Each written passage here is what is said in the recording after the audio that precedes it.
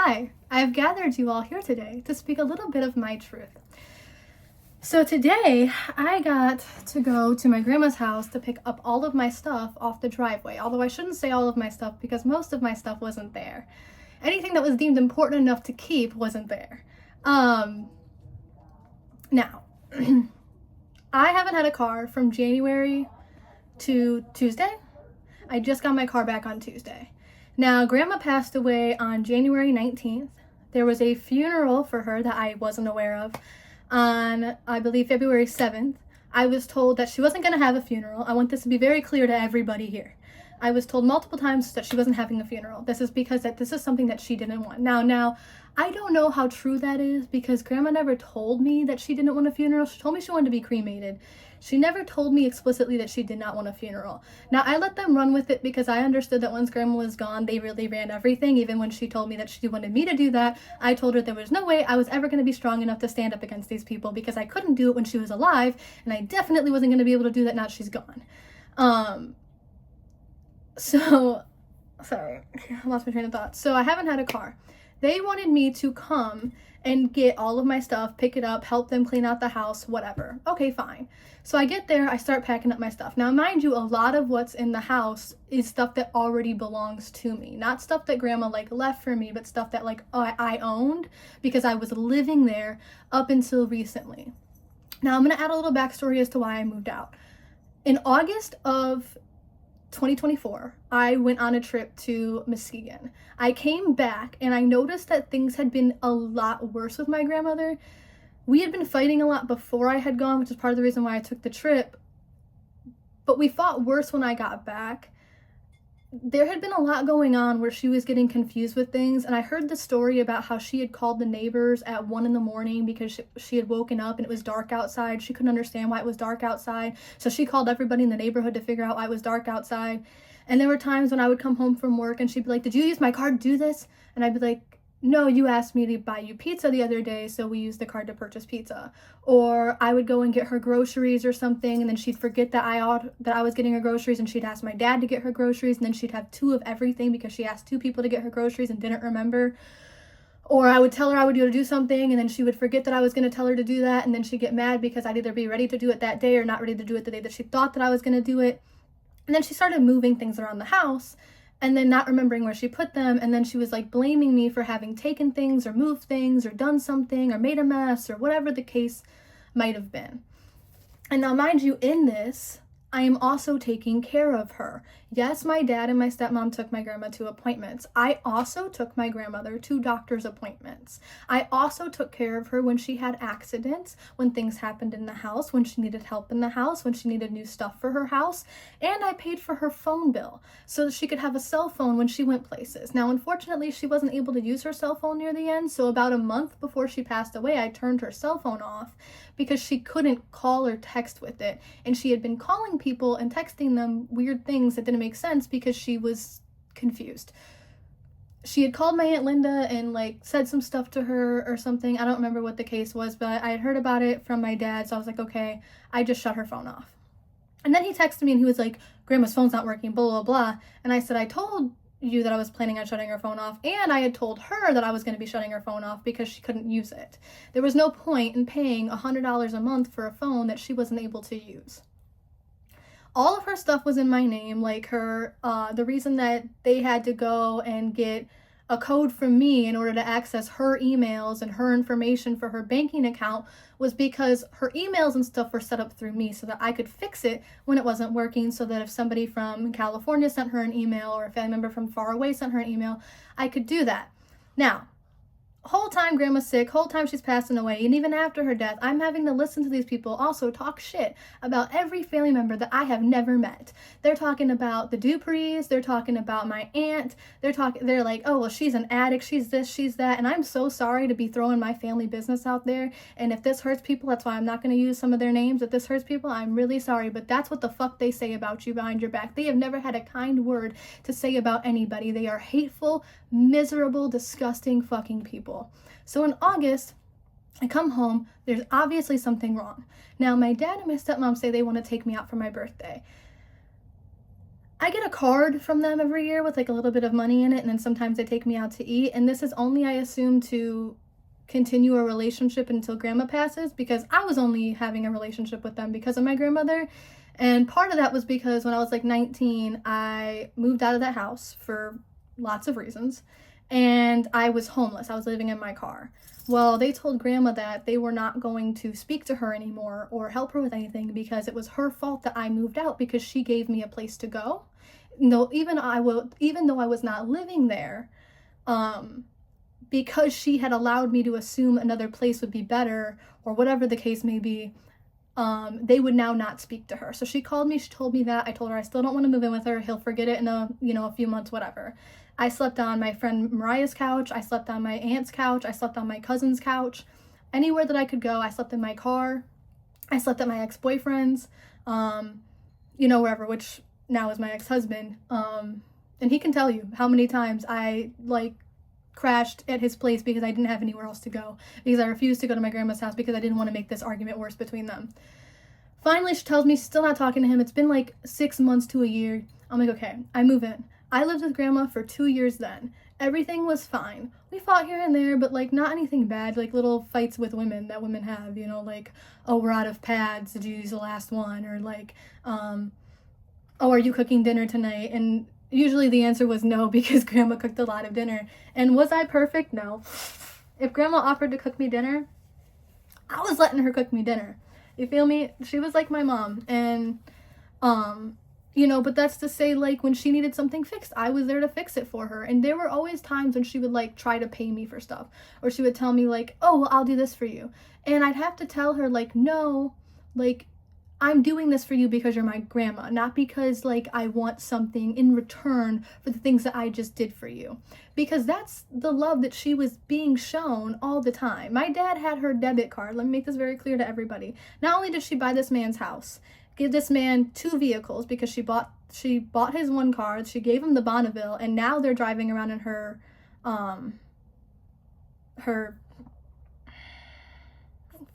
can't think of what car this is. Now they're driving around in her car, is my point. Her Impala. So, house, 2 cars, anything that she's given them, literally everything they could ever want.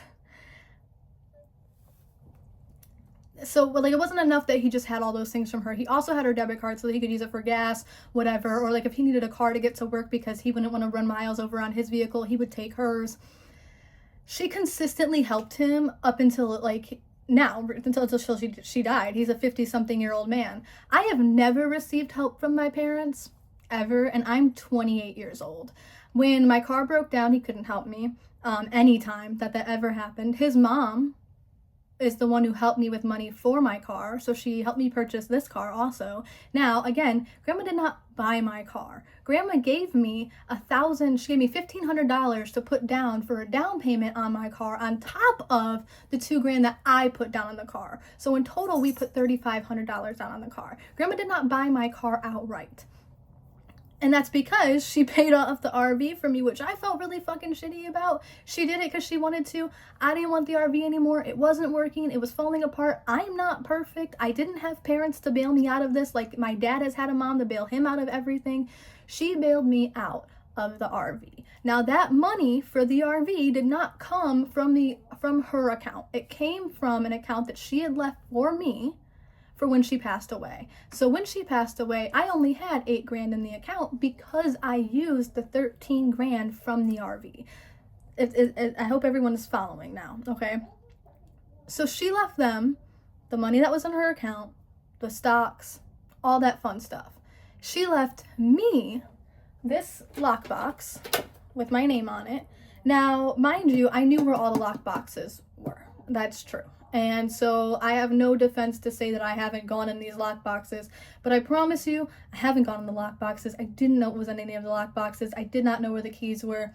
I saw the key when they cleared out her jewelry box. It was just sitting at the bottom, so I took it, I opened it, Now, my stepmom, the whole time that I was trying to open this box, followed me around the house. So for her to say that I snuck this into the box is crazy, because she legitimately would not allow me to open this box without her witnessing. I walked out of grandma's room and into my room, she followed me. I walked out of my room and into the living room, she followed me. I open it up and I'm sitting on the couch. She's sitting on the edge of the couch, watching me open the lockbox that grandma left for me. Inside of the lockbox, I'm gonna show everybody what grandma left for me in the lockbox. I have grandfather's service medals from Korea, which I just dropped.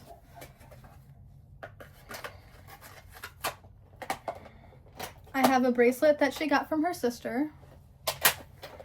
And again, like, some of them aren't worth anything. That's fine. It's not about the worth of something. It's about the value that you hold up, like that you hold for it.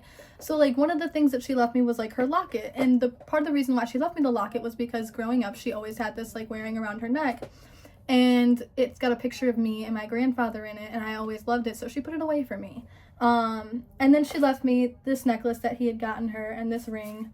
And, these earrings, they're cubic zirconia. They were from my prom. They're not worth anything. I want to make this very clear to people because I feel like the narrative that's being spread that I just want shit from my grandmother's house is fucking wild. These already belonged to me. They were for my prom dress. They were in the box. And then this necklace and these earrings. These were all in this lockbox with this letter. Now I opened the letter up. So I was told repeatedly by grandmother that when she passed away, she wanted me to get a copy of the will. She was going to put me on half of the house. That way that when she passed, they couldn't just do what they did. They couldn't just go in and take the house over and start taking all of everybody's stuff because she had stuff labeled for certain people. So if you didn't get something that she left for you, I'm sorry. It was labeled, I promise you. She fucking wrote on the bottom of almost everything. I was telling people that when they were in the house. I told my dad that multiple times. Grandma wrote like on the bottom of stuff, like who she wanted to have what, just in case. And then on top of it, she put like little safeguards in place in case you weren't able to access the will, in case something went wrong, in case something shady happened. So in this letter that, so while I was there getting all of my shit today in the driveway, my stepmom and my stepsister were in their cars watching me collect all of my stuff. Like I was going to break into the house or steal my own stuff that was on the driveway. This was wild. The only reason they did this was to embarrass me. And really they embarrassed themselves because every single neighbor now watched them do this. And then they pulled out a neighbor that I have known since I was a child, who came out there and was like, what's going on? I'm like, I'm trying to get my stuff. They're like, well, that's what you're doing. Except that my stuff wasn't all out there. My flat screen TV was not out there. The caroler that grandma left me, this is the most important thing that I wanted, was she had this caroler in her window that went every Christmas. She left it for me. I wanted it really, really, really bad. It's the only thing I cared about. I've repeated it to my dad multiple times. Well, he said that there's mice in the attic. And I lived there for 2 years. I never saw a mouse. Now there's mice in the attic and everything up there is destroyed. So my crib and my caroler are both missing. And then my flat screen TV is not there. So my dad's not there. Those two are there because my dad's a coward and didn't show up. I went to his house where I saw his truck was parked. I knocked on the door, he didn't answer. I knocked on the door again, he didn't answer. I get back in my car, go back to grandma's house where I see Alex, my stepsister, on the way to go save and rescue my grown father.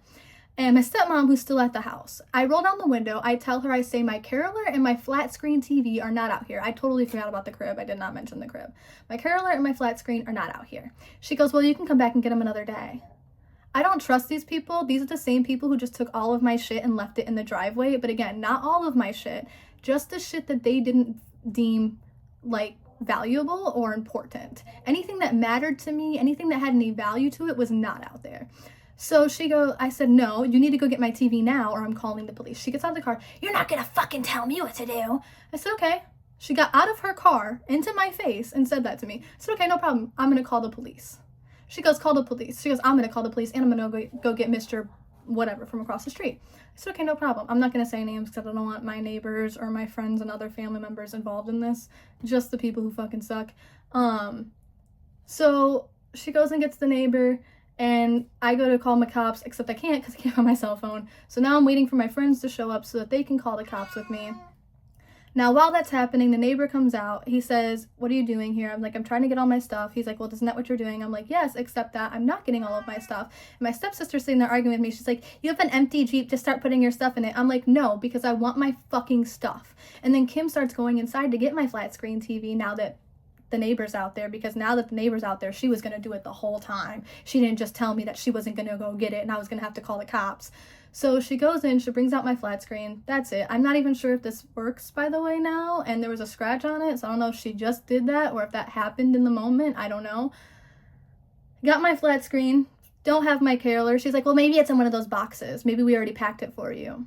I'm positive they didn't, because the second they told me that the attic was full of mice, I knew they were full of shit. My stuff from when I was a teenager has been in their attic since I left at 19, and every time I've tried to go over and get it, because my dad will say, "Oh, the attic is fixed, you can go get your stuff." Every time I try to go get it, she tells me, "Attic's broken, you can't go up there." And I have yet to receive any of the things that I left in their attic at 19. And I know that everything that got left in that house today that I chose to just leave behind is going to be gone forever. I'll never see it again. And you know what? I'm okay with that, because this is a long time coming, and as soon as I post this video, it's gonna be like ripping off a fucking band-aid. Like, this narrative that's been pushed onto me my entire life with these people who have no idea who I am, who have made me angry, who have made me hateful, who have made me a person that I have never wanted to be and never was. I was always a good kid. You ask any kid's parents that I spent the fucking weekends at because I didn't want to be home. They would tell me I was such a good kid. I always did their dishes, or like helped them clean their house, or like helped them plant things, or I just spent time there and was respectful and nice, because that's what I was taught. I was taught to respect your elders. I was taught to be kind, and I was traumatized as fuck to do anything wrong. And I wanted everyone to think that I was perfect, because my parents so desperately didn't think that. They thought I was the worst fucking kid in the world. When I was like 15, I went to grandma's and I was crying my eyes out because I had just been accused by my parents of sleeping with my then 1-year boyfriend, who I hadn't had sex with yet. I did not sleep with Daniel, and this is no one's business, but I'm gonna put it out there because I feel that defensive about it. I did not sleep with my ex-husband. I married this man. I did not sleep with him until I was 17 years old.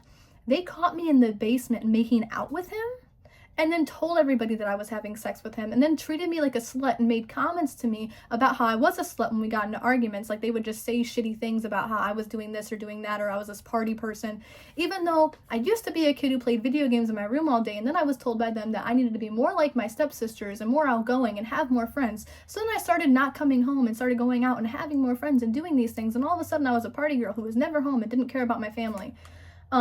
It's crazy how much I could never, ever, ever please them or make them happy. And then I grew up to become this person who tries to please everyone and make everyone happy, and everyone think that I'm this perfect, shiny being who can create and control and fix everything. And it's not who I am. I'm trying so hard now to undo that, to undo this second narrative I have. So I have the narrative that they gave me, but then I have this narrative that I've been pushing back with my whole life, which is that I'm perfect and I work hard and I can handle everything and I'll take care of everything, but I can't. I'm one fucking person. I'm not perfect. I work hard and then I fall asleep for an entire week because I can't get out of bed because I'm depressed. And then I have to go to work those days. So I go to work those days, come home, and come back to my bed and continue to be depressed. Like, those are how I spend my days. I work my fucking ass off. I've worked my ass off since I was 17. I worked 2 jobs. And I went to school. Then I worked that Windsor Mold job and I went to school. Then I went and got that job at LaborMax. Then I got the job at Detroit Diesel. Now I'm a fucking manager. All I do is go up and up and up and up and up. And Grandma was so fucking proud of me. She is the only person who believed in me, who was proud of me, who accepted me for my faults. And she would say I was so strong. And I'm so lucky that I only got unscathed a little bit. She couldn't believe that I survived the life that I grew up in. That is how much she doesn't fucking like those people. She watched them destroy me. She watched them steal from me. She had to call one time because they were taking my videotapes and saying that they didn't belong to me, that they belonged to her kids, and like writing their names in them and stuff. And she had to call my dad and be like, what the fuck? They would take clothes. Like, my mom would go clothes shopping for me for school, and then I would come home and my stepmom would be like, this doesn't fit you, this isn't, no, you can't wear that, this isn't appropriate, and then she would give them to her kids, and then I would not have clothes for school that my mother just bought me. My cousin bought me new shoes all the time. So anyways, let me get back to this. I don't need to continue to tell you guys how bad of parents they were. They fucking sucked. Oh, actually, let me rewind. They were kind of worse because when they grounded me to my room in isolation punishment, which meant that I couldn't come out for anything, and part of what I couldn't come out for was using the bathroom. So one time I had to use the bathroom so bad that they locked me in this bedroom, put a fucking dish in there, and told me I could pee in it, and then they would empty it for me. And it was because they wanted me to clean my closet out, and I was in 6th grade, so I probably would have been 10 or 11 years old. They wanted me to clean my closet out. And I said, okay, so I took everything out of the closet and I put it in the middle of the floor. Now, as a child, this was a long time ago. It could have been there for a week. It could have been there for a few days. I don't remember. I was cleaning it, okay? I was getting to it. A child without help, by the way, cleaning out my closet and putting it all back in organization, right? My dad was pissed about this. Why? My dad was pissed about this. So he locked me in my room until it was clean and gave me the dish to pee in.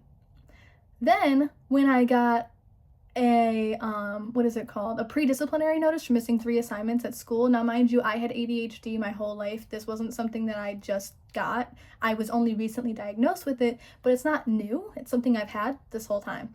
And I always had trouble with getting my assignments turned in. And as a child, you think that a continuation in behavior would create the parents to go get a therapist or to be concerned or to talk to their child or to figure out what's going on. No, my parents just let it continue and blamed me. And then when I got this pre-disciplinary notice, again, pre-disciplinary, not an actual disciplinary notice, pre-disciplinary notice for 3 missing assignments, my dad came out of his room, screamed at me about how we were going to discuss me having a bedroom, but now I don't. So he took my bedroom away, told me I had 6 weeks, or told me I had 6 weeks to get it clean. It was actually 9. They locked me in my room for 9 weeks, wouldn't let me see anybody, speak to anybody, including the other kids in my household. So I wasn't even allowed to speak to, like, my siblings. And told me I had to box all my stuff up because I was going to be sharing a room with my stepsister, the least favorited one, not the favorited one. And then we were going to share a room, and the favorite daughter was going to get my room, as well as all of the stuff I had since I was a child. So she got my baby bed, she got my baby dresser, my vanity, all that stuff. She still owns it. They still own it. They refused to give it back to me. And when I became an adult, I asked for it back. I can't have it. They took all of the stuff that grandma got me for her house, the bed she got me, the dresser she got me. She told me multiple times that I could have these things. They're going to sell them in a estate sale. They're going to sell all her stuff in an estate sale, including probably my caroler and my baby crib. So there's that. So in this letter, it says, for Sabrina, this pearl necklace, white gold, was given to me by Bob for Christmas in 1961. I don't know how I'm supposed to have known that. Before we were married. I want Sabrina to have it and to keep it in our immediate family. Also, my gold locket given to me by Bob for our 25th anniversary. Also, the 2 diamond rings that I wear and the pearl and diamond ring in the small red box that I got from a before Bob friend.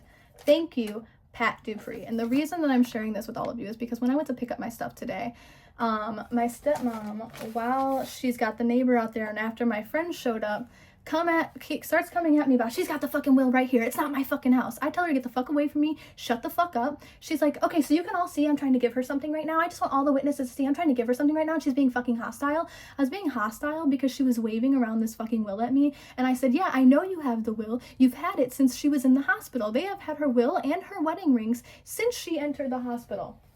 So she comes to me with my grandmother's wedding rings, and I left them on the kitchen table, so I don't have them in here with me. But she comes to me with my grandma's wedding rings. They're in a denture box, a blue denture box. She takes the lid off the denture box. I have a box inside of my car at the time. She throws the rings out of the denture box and into my car and is like, see, so I'm just giving her, I had the will right here, but I'm going to give them to her. I said, and I looked at the neighbor and I said, and the only reason that you're giving me these rings, I said, and where's David's glasses? because my grandmother also left me the glasses that her brother David got her from Scotland. And the day I told my dad that, the very next day, they went missing from the house. They were gone like that. My dad said, oh, okay, yeah, we'll talk about it. And then the next day they were gone. She left those to me. She told my best friend that. She told me that several times. She's told everybody that those glasses were to go to me because she wanted them to stay in the family. I don't give a fuck about those glasses, and I was going to let my dad hold on to them, to be honest, because I don't drink like that, and I don't have friends over or nice things. I live I'm renting a room from a friend right now, a really good friend's mom. And I'm happier here, by the way, than I am with the stuff that they have. They have their own house, they have 3 cars, they have all of this money from grandma now. They're gonna sell all her stuff. They're living large, and they're still so fucking miserable. This is all I have. And I'm so much fucking happier without them around me or in my life. And this is gonna feel so fucking good and validating to get all of this out there for the rest of the world to hear and see, because I can't hold on to it anymore. I've held on to it for so long. I've been the bad kid for so long. I've been this fuck up, this. I screamed at my grandmother. I treated her like shit. That's wild. I asked for help, and I asked him in August when I noticed that something was wrong. When I came back from Muskegon, I told him there's something wrong with her. He said, that's just the way that she's always been. She's a hateful woman. She's mean, blah, blah, blah. I'm like, no, grandma has never treated me this way. She's like, she treats everyone that way. And yes, my grandmother has been like one of those people who definitely stands her ground. She doesn't let people disrespect her in any type of way. She's a no shit bitch. And yes, we did fight with regular fights, like here and there, as we're both 2 women who live together. But the fighting that we had towards the end was insane. We were screaming at each other because we were both trying so hard to be heard.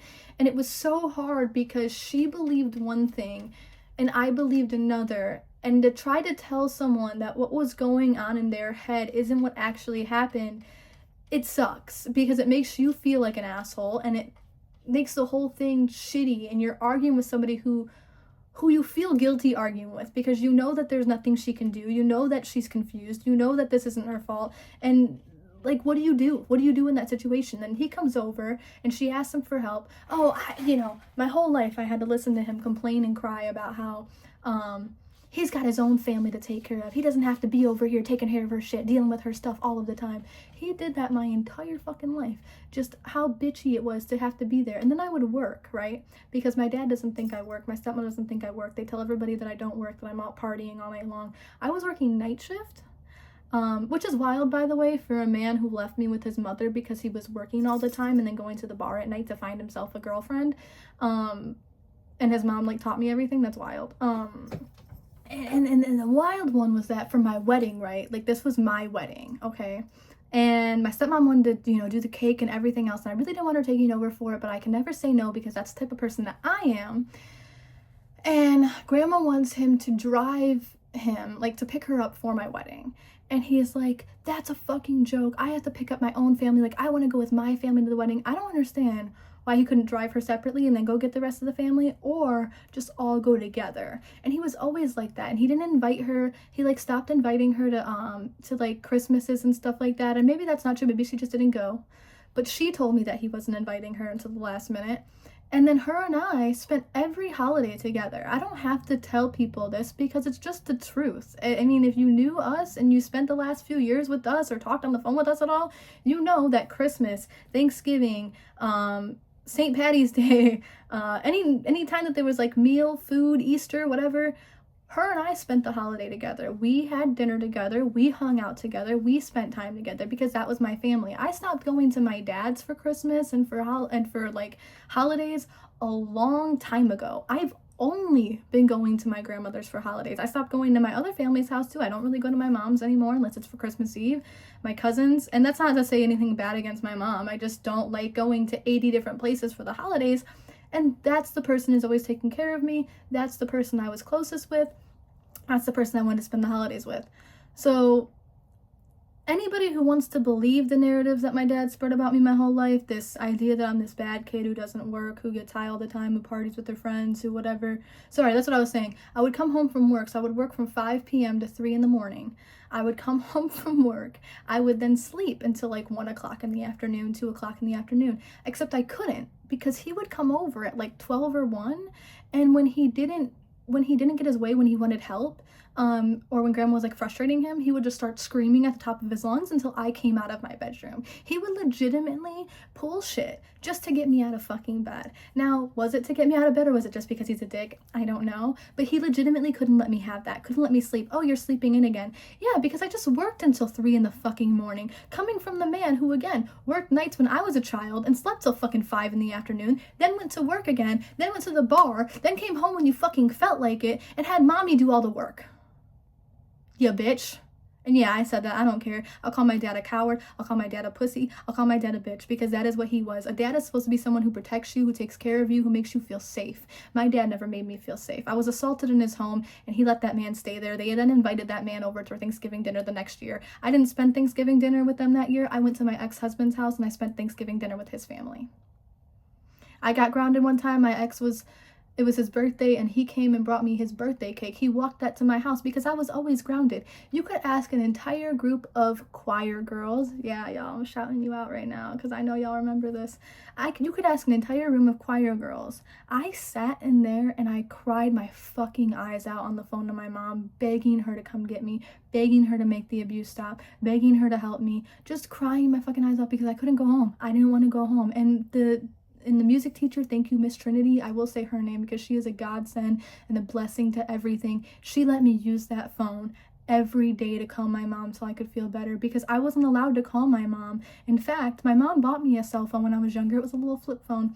And when my parents found out that I was hiding it from them, my stepmom slapped me square across the face with the back of her ring hand and cut my shit open just with her rings, just like that. But according to one of my people in my life, I'm a gaslighter, and none of these things ever happened, including her like cutting herself and like saying that our parents never cared about her. That never happened either. I'm a liar.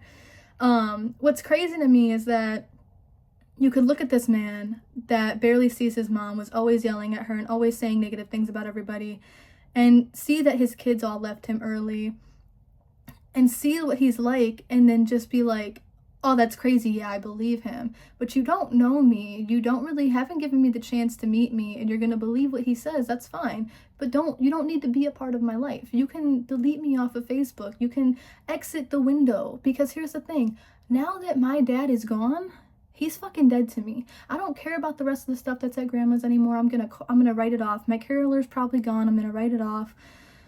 The stuff at my dad's is gone. I'm writing it off, because that's not me anymore. And I would rather lose stuff than lose my peace of mind anymore. And I have waited my whole life to not have to speak to him again. And once grandma was gone, that was it. All he had left over me was the stuff that was in her house. So once I got that stuff, it was done. And he couldn't wait to tell me that he had gotten her to take me off the will. And because I was on for half of her house. A few months before grandma passed away,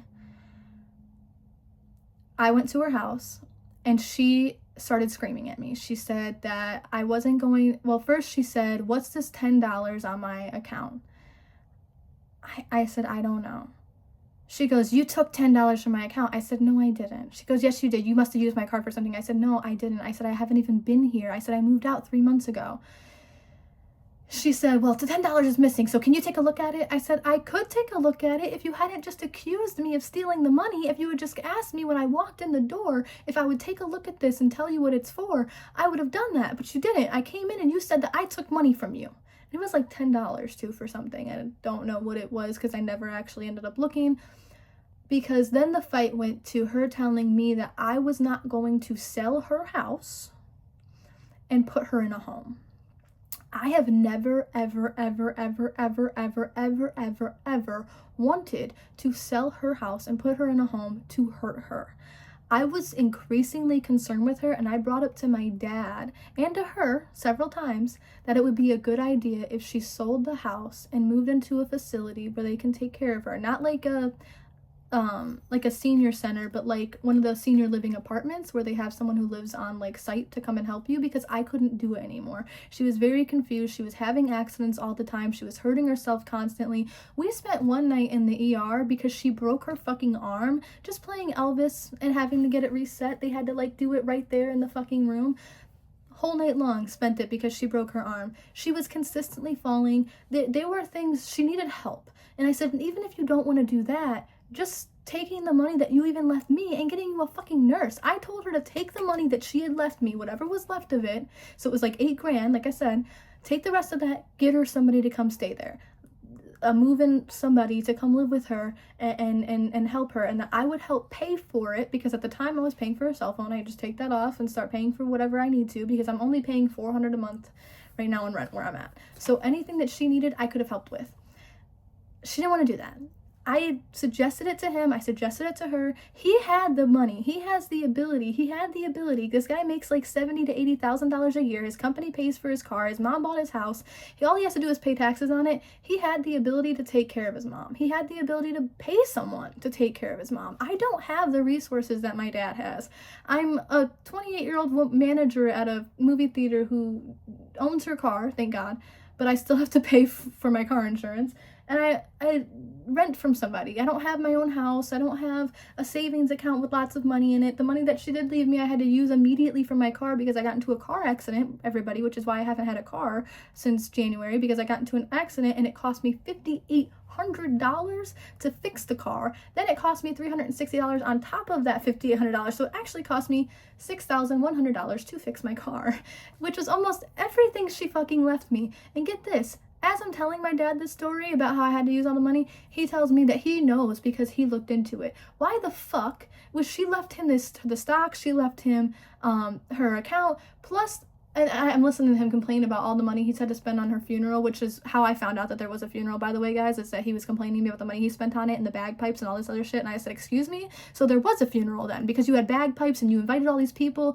And he goes, well, no, it was a burial. And I said, no, that's not a burial. That's a funeral. Burial and funeral are different things. You made it sound like there was only going to be you and one other person, and that you guys were going to cremate her and then bury her, and that was it. That's what you made it sound like. That's what you repeatedly told me, because you said she didn't want to have a funeral, and that you were going to have a celebration of life, a separate day where you were going to take everybody out to dinner and stuff. Now, mind you, the other people that weren't invited to my grandmother's funeral were my sister, who my grandmother has met multiple times, but they invited people that my grandmother never even knew because they were their friends.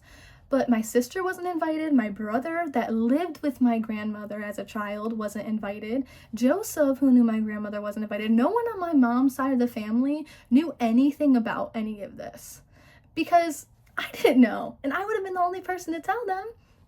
So all of these people missed out on saying goodbye to her, on doing any of that, because I was lied to. So that's where this whole fight started. And I told my dad, all right, whatever, fuck you. He's like, you need to get all your shit out of my house. That's what he said. I need to come get all of my shit out of his house. Mind you, again, I still don't have a car. And I'm at work during this conversation. I tell him, again, I don't have a fucking car. I don't have a car, and I don't have the money for a storage unit right now because I just spent all of my money to get my fucking car fixed so that I could have a job, so that I can get to work, because I don't have a mom to give me a fucking car when I don't have one. And even though he was driving around in 3 cars at the time, he couldn't spare one to me because he needed it, because his got hurt and he needed to go get it fixed before they realized it. Even though it was still usable, it was still drivable, he couldn't assist me in anything. So, and the times that I came over to help him with the stuff at grandma's and do my stuff was when he picked me up from work. So like, I literally always have to do something for him in order to get anything in return. He can't ever help me. And the times that I have asked him to help me, he's had a huge attitude about it, and I've always had to owe him something in return, which is wild, because whenever my dad needs something and I can't do it, he'll guilt trip me. Oh, well, nobody else is gonna do it for me. I don't have any help. I have to do this all by myself today. Oh, well, I'm going to grandma's to rake leaves and I have no one to help me. Do you guys all know that at the age of 15, when my grandmother had breast cancer, my dad dropped me off there and told me that I was just gonna help her out? Yeah, when I was 19 and living there, they gave her pills, and when I came home, she was so fucking high she didn't know where she was. I could go on for days. hours, whatever, with stories of the shit that they've done, and they're gonna clap back because they accused me of stealing $13,000 from the RV, which, again, didn't do. They accused me of writing this letter that I shared and showed to all of you, and bruh, I can't even read half of it, let alone copy that, and anybody who knows her knows that that's her signature. LOL. And I'm sorry, but like, even if I was the worst kid in the world, say I was the shittiest person, say I stole, I did drugs, I did all kinds of horrible fucking shit, I don't know. I can't think of anything worse than stealing and doing drugs, but like, I don't know. Say like, I have a family member who skipped a funeral to go get high. Say that that's the type of person that I was. And even then, I could never be a parent who did that to their kid. Like, I couldn't imagine taking all your kid's shit and throwing it outside. I couldn't imagine having my mom take my kid out of her inheritance. That's what he told me on the phone. He goes, all your shit on my house. I said, well, good, because then we can sell it and then you can give me half of the money like grandma wanted. And he goes, nope, she took you off the house because of how she was sick of the way that you fucking spoke to her and the way that you talked to her. Even the neighbors could hear you.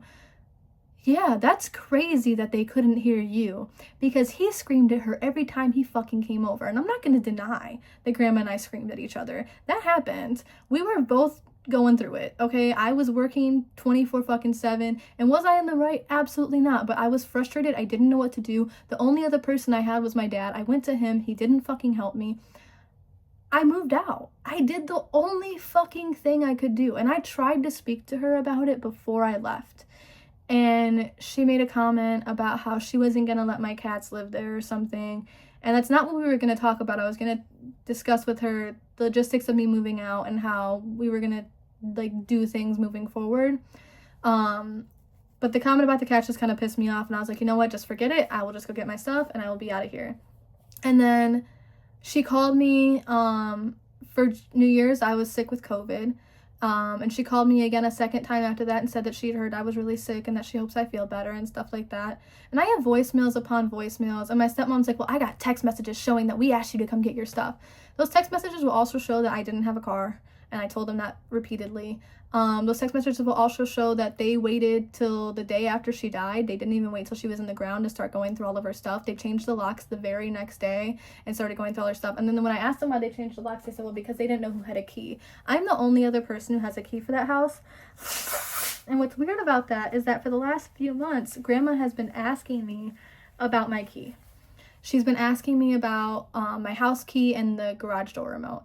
And I got mad at her and I said, I don't know why you suddenly don't trust me, why you suddenly are accusing me of stealing from you. You're saying that I'm doing all these things. Grandma, I have never fucking hurt you. I have done nothing but take care of you my whole life. I don't know where this is coming from. I'm like, and I moved out already. I'm like, I moved out because you were fucking like screaming at me. She was saying that like, I don't want this to reflect on my grandmother's character at all because this is not her.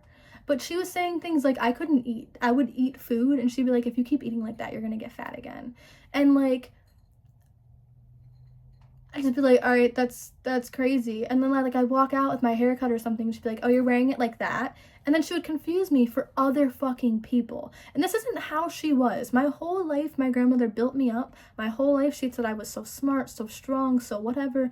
She was always the kindest person to me that I know. She always believed in me. Everything that I am because of her. All of the class that I have, all of the kindness that I have, all of the times that I fight for what's right, when I protested the police, all of that came from her. Because she was strong, because she believed in what's right, because she taught me to fight for what's right, because she was always like, ooh, you know what I mean? Like, ooh, there's some people in this world that are just like, ooh, like you get in their face and they just, ooh, my aunt was like that too, where they just, ooh, right in your face, you do something wrong, ooh, they're gonna tell you, I don't like that, I don't like you, I'm not doing it, you know, that's what she was like. She was very in her, you know, you respect her, you do what she asked you to do, you do what she told you to do, and I wanted to be that. I so badly wanted to be that. I wanted that for my aunt. I wanted that for my grandmother. Those are two things that they had that I always wanted to have. I always wanted to be one of those people who could let someone talk shit. Like my parents would tell lies sometimes about my childhood or things that my mom did. Like one time they told me my mom had an abortion when she didn't. And they would say things like, oh, this is my favorite because I actually just found it. They told me that I didn't have any of my shots growing up because my mom was irresponsible and didn't get them done. But what's crazy is that in the stuff that they put away from grandma's house was an envelope from grandma that she had sent out to get, that she had sent out to come back, said that I had by Tracy Stevens, or sorry, it said Tracy Dupree on the paper. Sorry, Mom, I just outed your name. It said Tracy Dupree on the paper and the date for each immunization I received. So I got my immunizations twice. And was lied to and told that my mom didn't care enough about me as a child to get my immunizations done and that I would have to get them all over again because of her.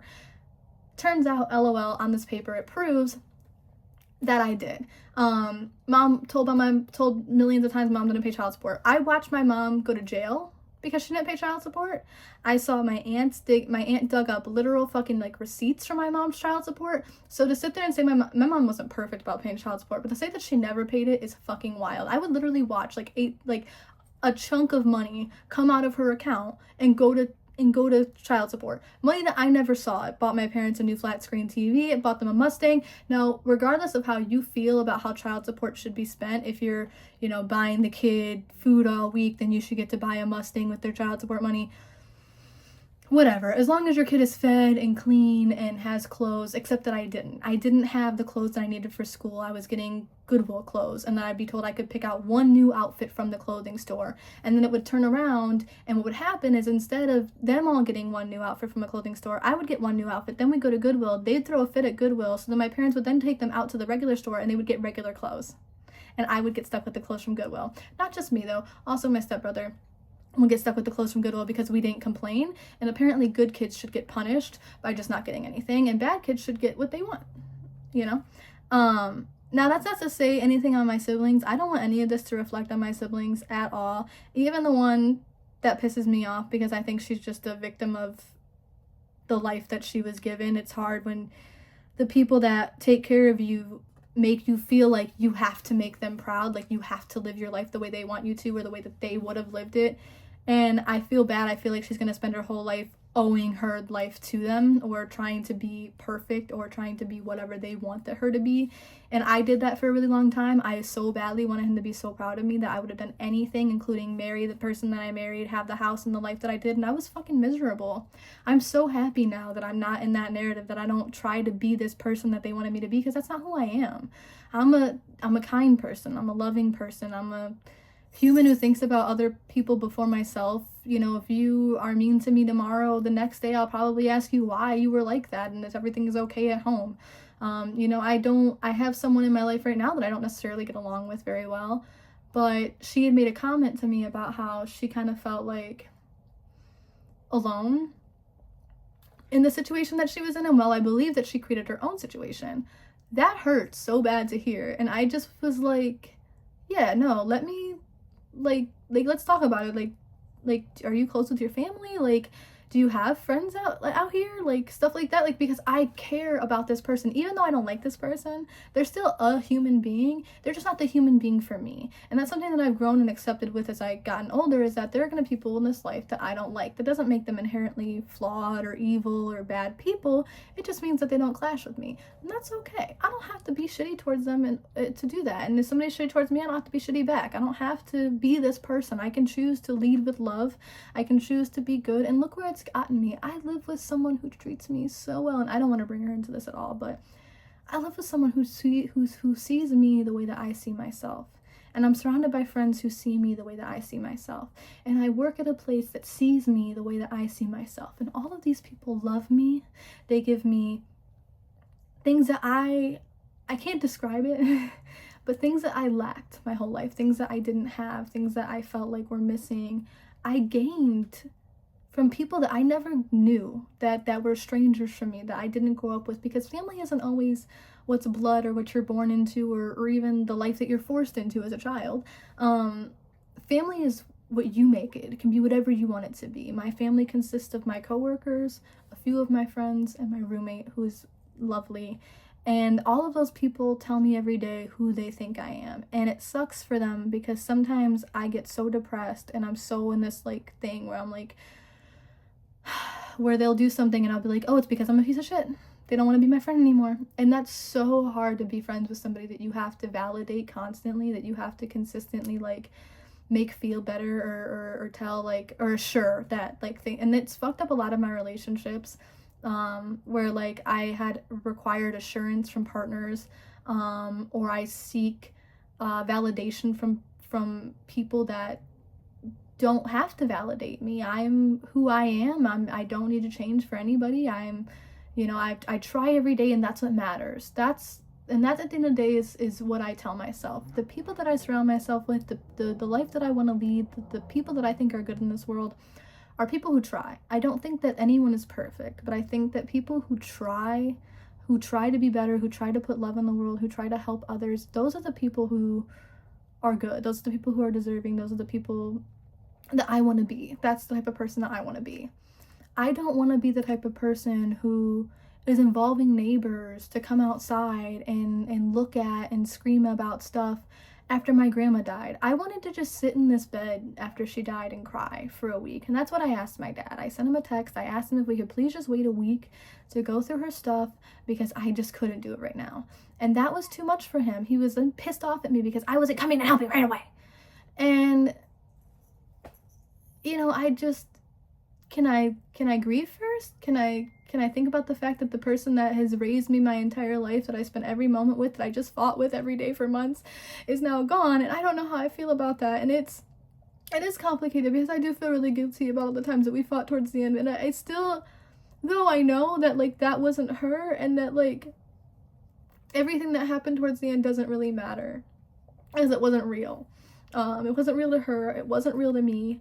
Because I know in my heart that wasn't her. Like that the person that raised me and taught me everything I knew, she was lost. And when you get that old, it's hard. And she was depressed. She didn't want to be around anymore. She kept saying things to me like, oh, like she was just gonna go in the car and run the fucking car in the garage. And I'd be like, don't say stuff like that to me. Like, don't do that. And she'd be like, oh, I'm just, I'm so much of a bother to you. And I'd be like, don't do that. Like, I'm allowed to be upset without it being so dramatic, without it being like, you're a bother to me. It's not that you're a bother to me. It's that I worked all day and I'm tired and that like, I have to do all this stuff now. I'm just frustrated. I'm sorry. Like, I have feelings. But then she was also confused because she didn't understand why I was so angry. I'm sorry. I'm just, fuck. I'm really angry. I'm really fucking hurt. And I'm really upset because I don't want this thing that's been beaten into my head and the story that's going to be passed around, that these two people cared so much about her and gave her everything, and that she was this, monstrous bitch who didn't love or care about anybody and was so hateful and somehow managed to leave the people who treated her like shit everything, and that I'm abusive and was mean to her even though I was the person who lived with her. I was the one that was there with her every day. I was the person who traveled with her. I was the person who played board games with her. I was the person who watched movies with her. I was the person who spent the night with her. I was the person who slept in the bed with her. That was us, me and her, every night. I was the one. And in the end, I think that is my dad's biggest fucking problem. He was always so jealous of the way that I felt about his mom and the way that she felt about me. So jealous, in fact, and I'm going to share this with everybody because I think it's really fucking important to the story, that when I was a child, I was told I couldn't fucking see her anymore because she spoiled me and they weren't able to control me while she was around. And that was another thing. My parents are super into control. I'm a grown woman now. I posted that photo earlier of all my shit sitting outside, and I talked about the father of the year right there, and my stepmom liked it. And that's okay. She can. They can. They can see what I post now because there's no one to get me in trouble. I still have this anxiety as a grown adult when I do something that I don't feel like I maybe should be. I still get anxious that my parents are going to come like find out and like yell at me. Like I'll go to the bar with my girlfriends and I'll get too drunk. And I'll start freaking out. And I'll be like, oh, like I have things to do. I have the places to be, blah, blah. They'll be like, you don't have anything to do. You're not working tomorrow, blah, blah. And it's because I'm afraid that I'm constantly going to get in trouble for something, that somebody's watching me, because they literally put people in my life to fucking watch me or to tattle on me so they could catch me and shit. And the worst thing I ever did was sneak out to a fucking talent show and hide a cell phone from them that my mom gave me. I never went out and smoked. I didn't smoke weed till I was 16, and then I would go out with my friends and smoke weed in the woods. And that's not even really that bad of a thing. I never went to a high school party. Ever. Not once. Ever. When I was 15, however, when I was 18, however, I went to prom and I wore my great-grandmother's tiara, and my stepmom came by that night to pick up the tiara in my dress because she said she didn't want it to get lost or hurt or like stolen from somebody. And then the next day she said she never took the tiara, has no idea what happened to it, and I don't have my great-grandma Lee Masters tiara now, which is the only thing that I was left after she passed, because like I wasn't really close with her, and everybody else in my family, you know, got something. And I needed something to wear with my dress, and my mom thought the tiara was pretty, so my mom gave me the tiara to wear with the dress, and then told me that like we could have it and like keep it.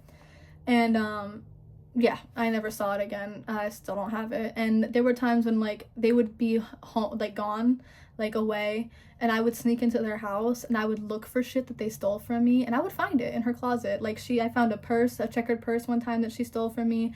I found my wallet that way. Oh, shout out. I'm gonna tell a story real quick because I think it's awesome and funny, and proves that my dad knows exactly what type of shit I went through.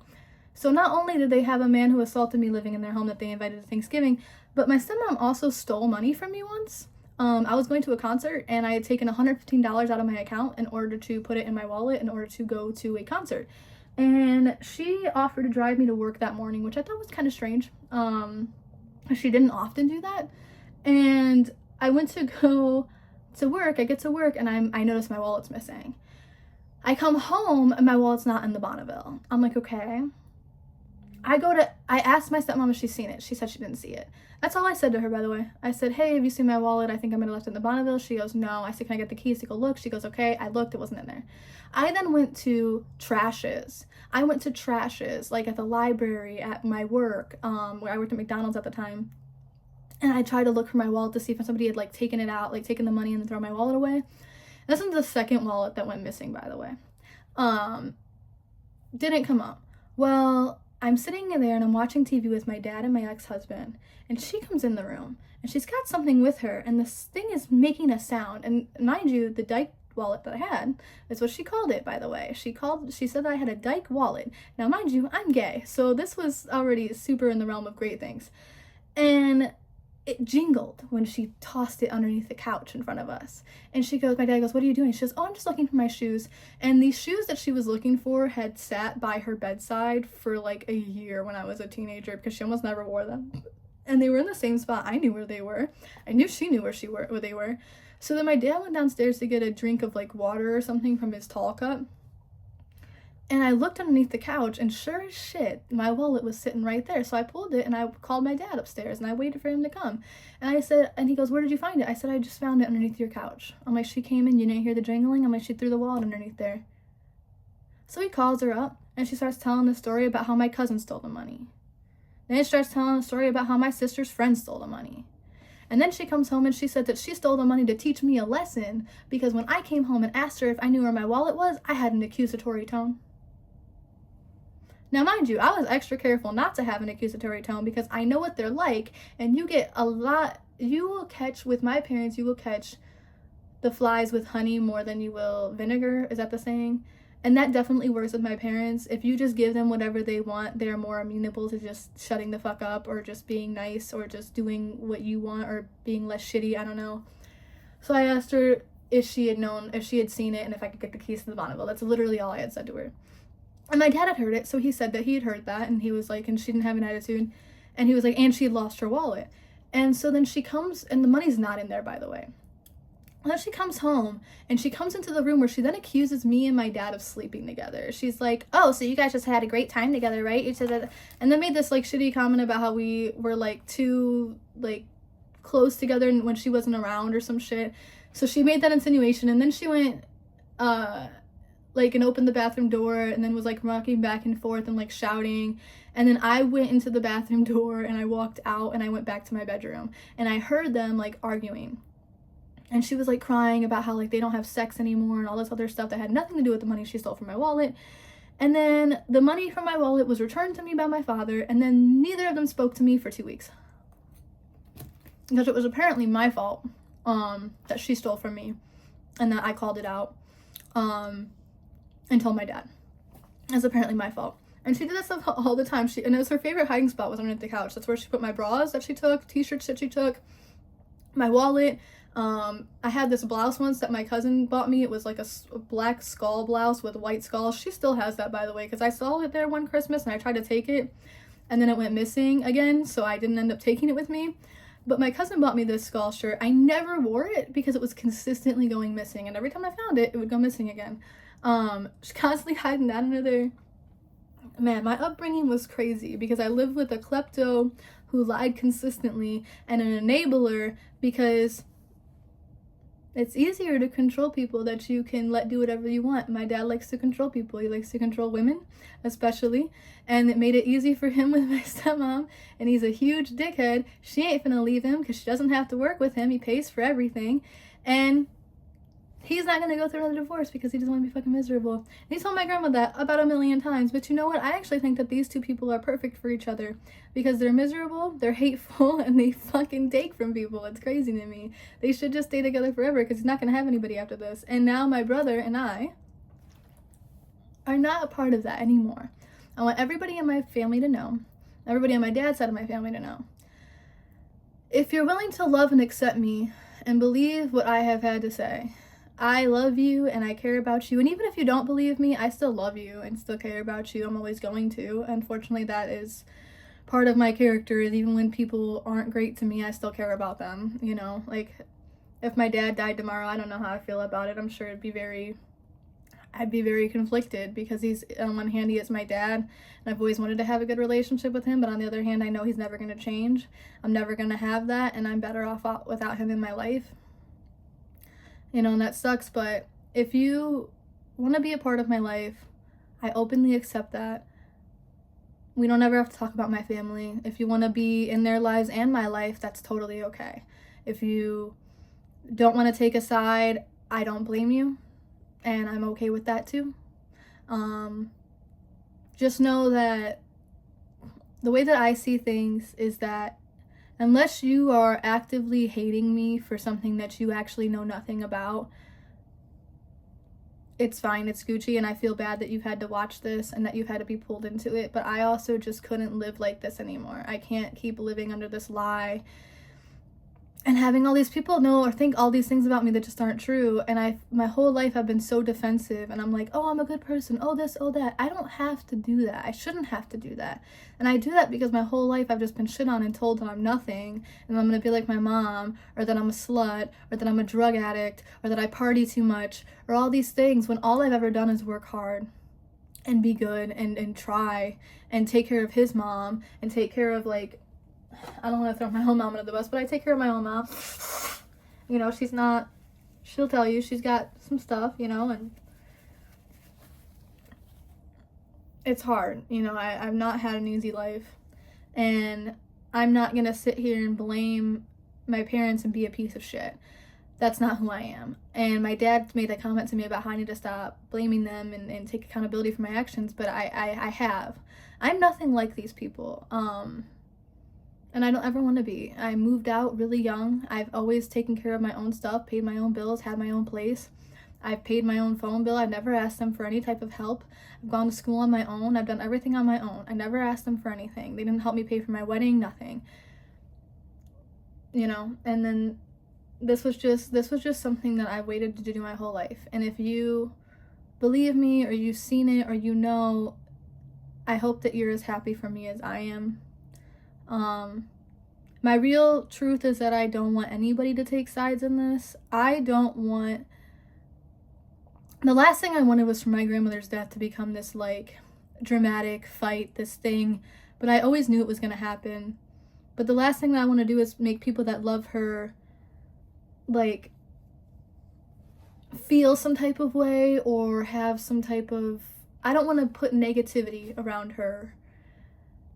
I'm trying to explain it the best I can. I don't want to bring bad things into this world from her passing. I wanted to just sit here and cry in my room after she passed and try to make memories that make her proud, like travel and go to the casino, which is what we did the first night. And we went and saw Niagara Falls and stuff. And you know, I want to keep doing stuff like that to, like, you know, hold her memory or carry her memory a little bit longer. And I want everybody else to do that too. But I don't want to lose family over this. I don't want people thinking that I am all of these things and I just never have gotten to use my voice. Or it's not that I haven't gotten to use it, it's that I've chose not to use it. You know, when people are over or with my family and my family say things, I just remain quiet. I sit there and doodle, which is something that my dad said. He was like, you were doodling obscene photos. When I was coloring, the coloring book that he's talking about, it's a sex coloring book, they were watching the game and I was sitting on the floor and Grandma wasn't, like, asleep. She wasn't awake. She wasn't around. She couldn't hear us or see us or speak to us. And I only did it for about 10 minutes before I started packing up more of my stuff and leaving. The other times that I was there, I played games with her on her phone while she was awake. I held her hand while she was awake. I laid with her while she was awake. I talked to her while she was awake. Any other time that she was up, I was engaged with her. I never touched anything else. I brought my book. I read my book when I could, although it was hard with all their shit talking in the background. And I played on my phone. I mean, I did. And I was there because he wanted me to be there and because Grandma still hadn't passed yet and I wanted to try to spend as much time with her as I could. But it's not my job to coddle a grown man. It's his job to be there for me. And he goes, well, you never even said sorry for me for Mom's death. I don't know if that's true or not. I know I hugged him and I know I was there for him. But I probably didn't because I don't feel sorry for him. I don't think he actually cares about his mother's passing. I think he got what he wanted from it. He's always wanted all of this stuff. He's counting it up right now. I think he's always hated her. I don't think he has any sort of feeling towards this. Maybe he feels conflicted like I will when he passes. But I don't think that's the case. I think my brother once told me that my dad was a sociopath. And I defended that and I said no. And I still don't think that because if he was a sociopath, he wouldn't have had to send my stepmother and my stepsister to come watch me take my stuff. He would have just come and done it himself. But I don't think that he has a heart. I don't think that he was a good dad, and I don't want anything to do with him. So if you do stay in my life, I don't want to be a part of them. I don't want to know what they're up to. I don't want to hear about them. I don't want to argue about them. I don't want to hear what they said about me. I don't give a shit. They can have their narrative of me. They can keep it and they can eat it and they can shove it in their ass. I don't care. And I'm sorry that I said that. Watch, my language is very fruity right now because I just spent the entire day moving shit off of a driveway. And I also like to say that the two things that the caroler that was missing, David's glasses, they weren't there. It's fine, whatever. But any other stuff that was missing, like Barbie dolls, whatever, that's still in the house, it's fucking ridiculous. And I'm not gonna... The fact that they refused to let me in the house just to get my stuff and put it all out in the driveway should say enough. Because again, like I said, like I couldn't imagine doing that to anybody. I have a little sister. She pisses me off sometimes. She's 17. She has got a mouth on her. But I have never, ever, aside from smacking her one time because she said something left field, that's the only time I've only hit that kid once. Okay? Everything that she has said and done, she's not a bad kid whatsoever, don't get me wrong. She is a great kid. She's going to school. She's got a scholarship, all kinds of shit. But, you know, I could never imagine her doing something and me getting so angry that I would treat her that way. That I would go out of my way to make sure that she didn't have things, that she was always falling apart, that she didn't have the love and support that she needed, or that I shoved all of her shit outside and made her feel like nothing, less than human. Which is how I felt my whole life, less than human. And I'm sorry that this was an hour long. And most of you probably won't even watch it. Some of you might comment before you even finish. And that sucks. But know that all I ever want to do is like be at peace and love. So everything that was left there, I'm letting it go. I'm cutting ties with it. And I'm cutting ties with my dad. I'm cutting ties with all of this. I have plans to move. Whether or not I do that, I am no longer a part of that. I want everyone to know that I have removed completely from those people. I don't want to be associated with them. I don't want to have anything in common with them. And they're not my family. That is not my family. Now, that's not to say that not all of them are my family. I love my cousins. I do love my siblings. Two of them I love especially. But, you know, like one of them I think is so great. She's done so much for herself. I'm so happy and proud of her.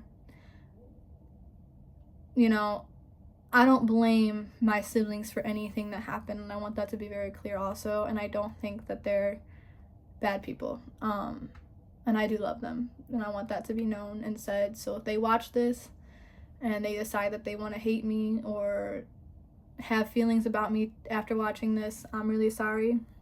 And I'm sorry that I had to put this all out there. Whether or not you don't like me tomorrow, I still love you and I still care about you. And if you call me and you need something, I'm still going to be there for you. So, okay. That's all I had to say.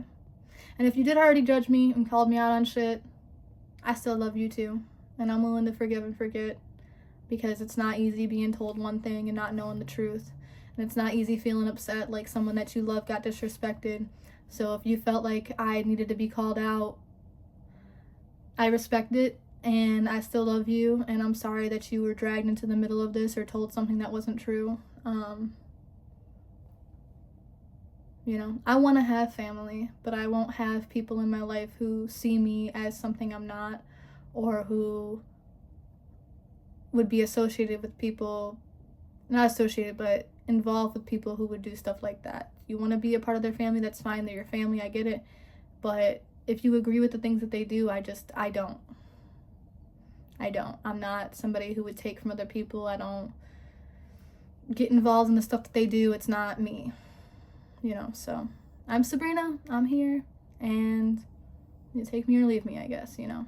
Grandma took me, and I loved her very much, and I'll never be as close with anybody in my life as I was with her, and there's not a single person who knows me who would argue with that.